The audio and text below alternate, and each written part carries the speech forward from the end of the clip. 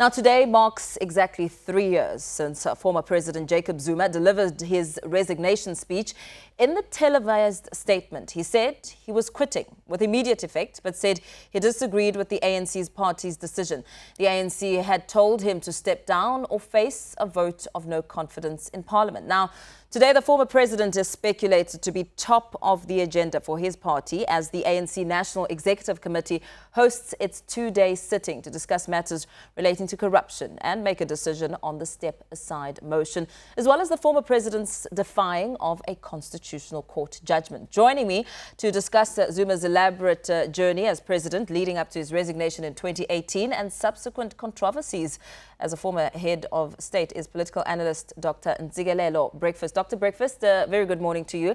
Thank you so much for joining us. In a televised statement in 2018, we saw former President Jacob Zuma addressing the nation, really confident and calm, and saying that he has to resign and quit with immediate effect, but noting and telling us that he wasn't in agreement with the ANC's party's decision.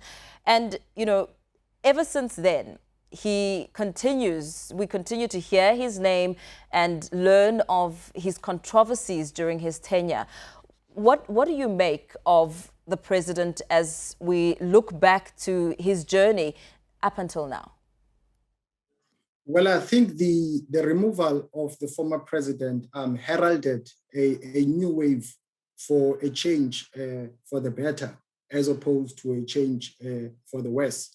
However, I don't think that the current administration has lived up to the expectations of the majority, because one of our macroeconomic policy objectives is to achieve high levels of economic growth, but our economy has not been growing the way it should have.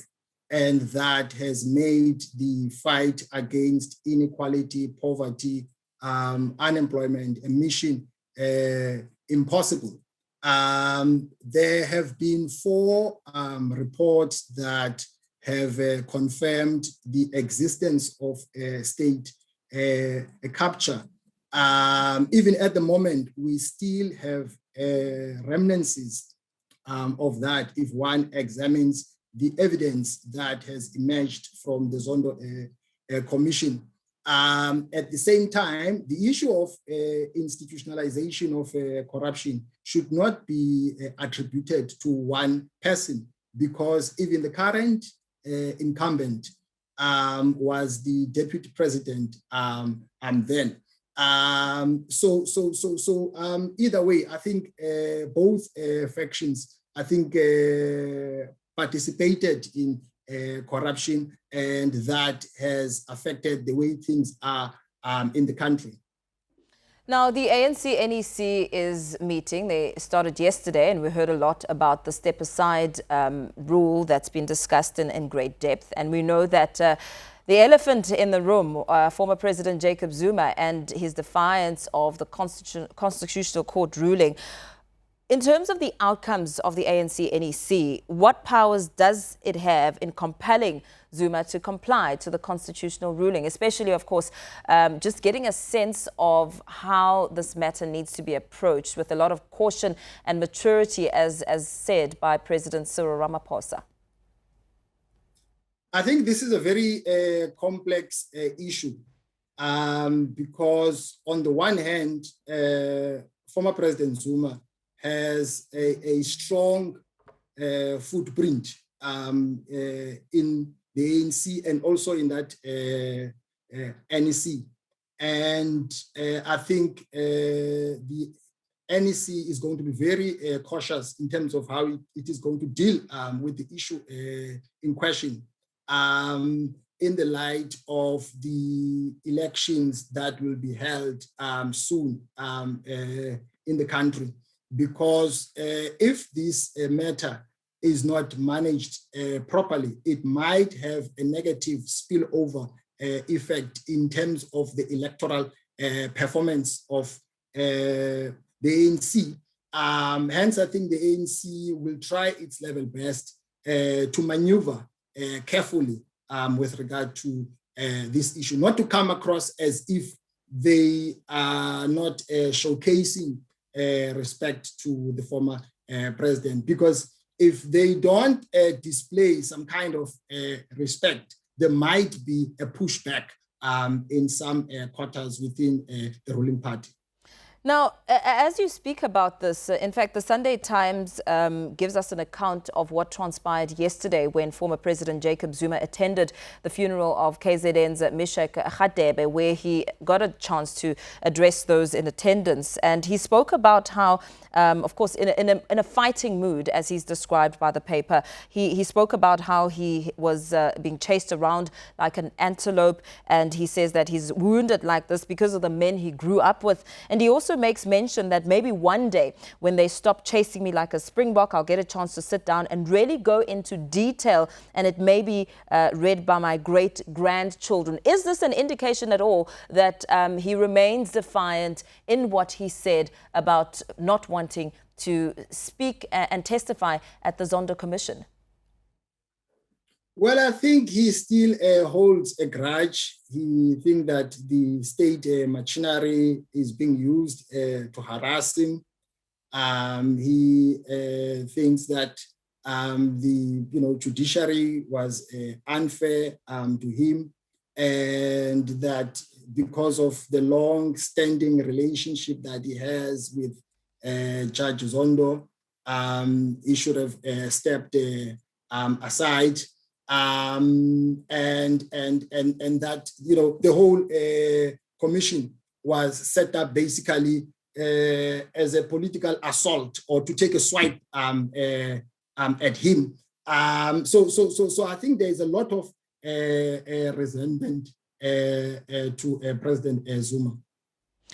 You know, with the resentment, of course, we can't take away what needs to be accounted to. There is some sort of sense of accountability here that is needed by the former president at the State Capture Commission of Inquiry. More than 30 witnesses have mentioned his and implicated him in various forms, from siphoning off of state security agency funds, leaking important cabinet meeting details to the Guptas. It really is an important matter that he needs to attend to. What's at stake here, should he not attend? The current political order that we live in was engineered by the ANC, and the ANC needs to honor its commitment in terms of protecting the democracy that we have. Section 2 of the Constitution says the Constitution is the supreme law of the country.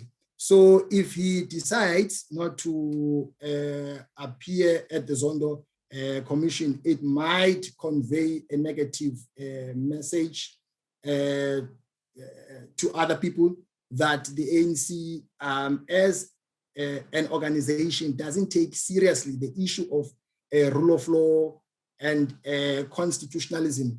And I think that definitely will affect the electoral performance of the ANC. I think the ANC will be dealt with a blow when local government elections are held. As today marks 3 years since the president made that announced televised statement to the nation saying that he's quitting with immediate effect, at the time, the ANC's Jesse Duarte summed up the mood of many of Zuma's supporters, saying it's a very painful moment, and of course that it marks the end of an era, as one person put it, the era of the allegations, after allegations of corruption. And today, we still getting some sort of feedback from the ANC Deputy Secretary General, who is now sitting in a position where she's apologizing to Deputy Chief Justice Raymond Zondo for her utterances, where she expressed herself in an opinion piece saying that the testimony at the Zondo Commission is an onslaught against the people. What does this speak to when it comes to Jesse Duarte's positioning on, her views of former President Jacob Zuma, and also looking at the very obvious factional battles? Well, I think it signifies that factionalism is really running deep within the ruling party, that the party does not function as a unified force. I mean, for instance, if you look at, on a separate matter, if you look at the issue of stepping aside, the ANC would never have had 4 legal opinions if it was functioning as a unit. It would have had only 1. So even on this issue that we have cited earlier on, it showcases that the party is not united. People are looking at these issues through the lenses of factionalism. So when former President Jacob Zuma announced his resignation, a meeting of the ANC's National Executive Committee had announced its decision to recall him. And of course, that meeting is also sitting today with the ANC NEC, where they need to make a decision and get back to the nation.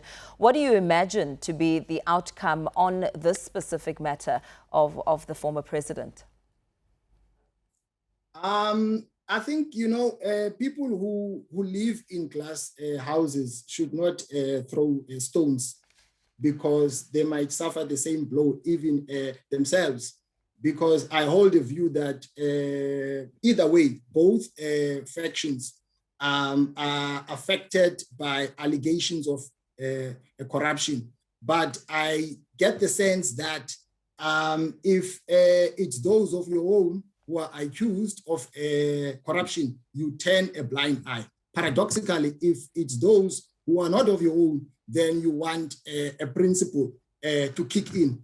So clearly, you can see that these things are not being explored or discussed in good faith. And I think that feeds into the divisions into the ANC. I think the Ramaphosa camp does have an upper hand because most debates in the ANC are not an issue of a principle.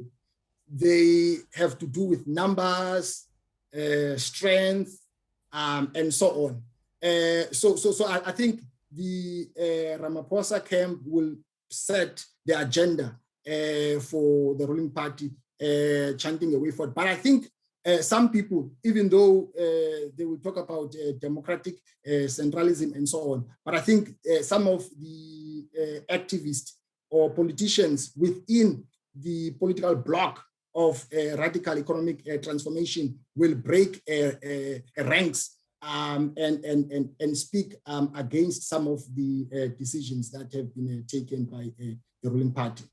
Dr. Breakfast, as I speak to you, I'm looking at the Sunday World, and it speaks about how President Cyril Ramaphosa has been advised by his advisors not to condemn Zuma's defiance of the Constitutional Court order to appear before the Commission from tomorrow. And sources have also, according to this paper, say he was cautioned not to slam Zuma, as the move would play into Zuma's supporters' belief that he is behind the former president's woes. Is that fair to want to move this conversation in that direction?